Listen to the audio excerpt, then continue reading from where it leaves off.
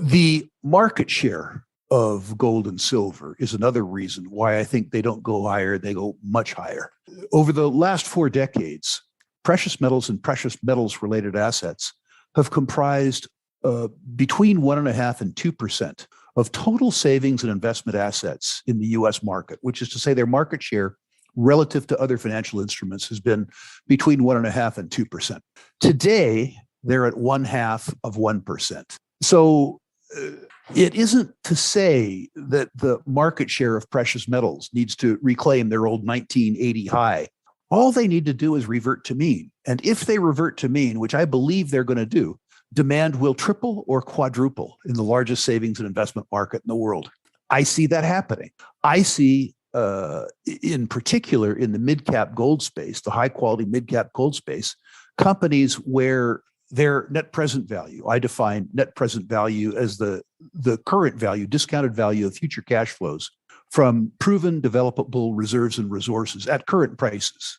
I see net present values relative to enterprise value being market cap and debt minus cash, at the most attractive levels that I've seen them in 45 years in the business. But I believe the gold prices are going higher, which means even at current gold prices relative to historic norms, they're cheap. But I see the precious metals prices going higher. So I would say I'm bullish across the commodity spectrum.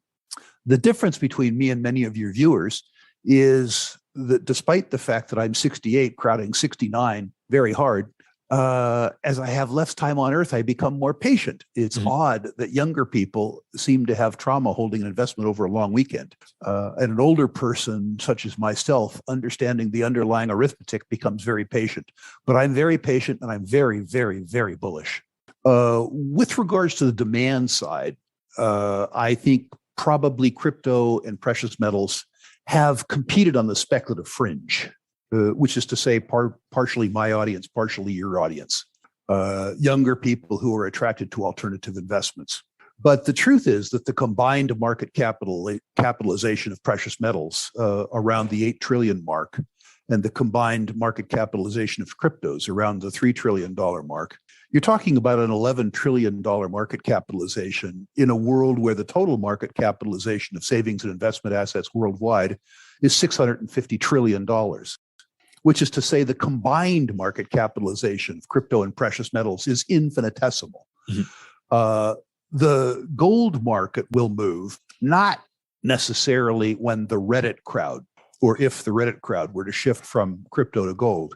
It will move when the Harvard University Endowment, China International Trade and Investment Corporation, Norges Bank, the big insurance companies of the world come to understand that their traditional reliance on a model that's 60% equity, 40% debt doesn't work when debt has a negative real net present value. When you begin to intermediate the bond holdings of the biggest institutional investors in the world because of negative real interest rates, you will see a move into tangible assets that will make the silver squeeze, the alleged silver squeeze that we just went through, look silly. Now, the second part of this is a really interesting thing. I've invested a lot in it, and I don't really know what I'm doing. That has to do with the application of the distributed ledger and blockchain on the trade in gold and silver.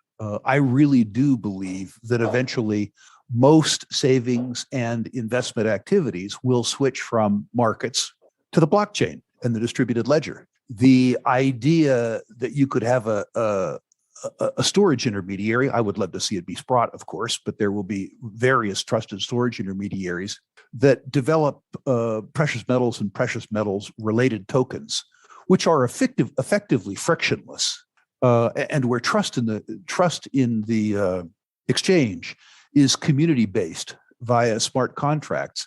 I think if you eliminate the friction that's present in precious metals, that precious metals again return to being money. I actually believe that the time will come very shortly, 5 or 6 years from now, when you can use a fraction of a silver coin to buy a cup of coffee, and that you can move precious metals back into being simultaneously a store of value and a medium of exchange.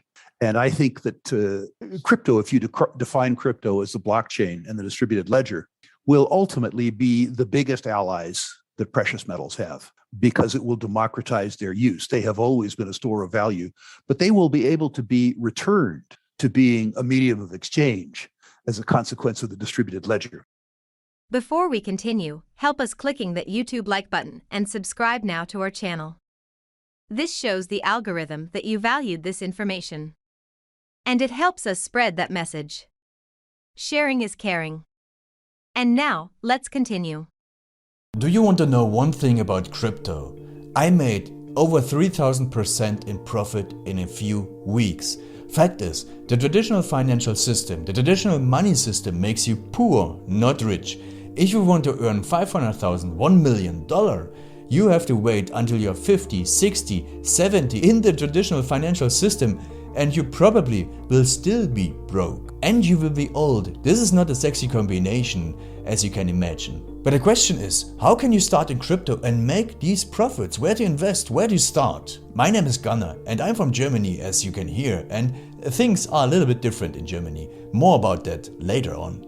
Fact is, there are lots of different cryptocurrencies. It's a gigantic universe where beginners and professionals get easily lost. But there is light at the end of the tunnel. There are 7 key steps you need to follow to become successful in this market. You have to know them, and if you fail one of them, it's literally impossible to succeed in this market. Just an example, one of the key points is your exchange, and one of the biggest are, for example, Binance and Coinbase.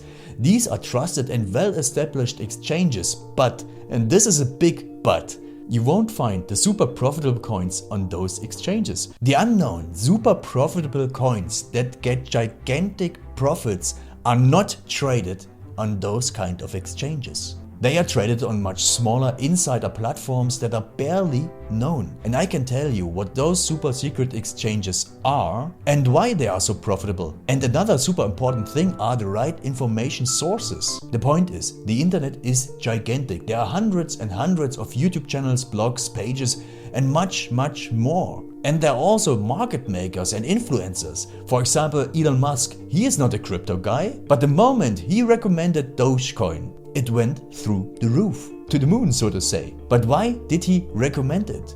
Where did he hear it from? He didn't hear it from newspapers. And believe me, he is listening to someone. But you have to know who, and you have to react before he is reacting.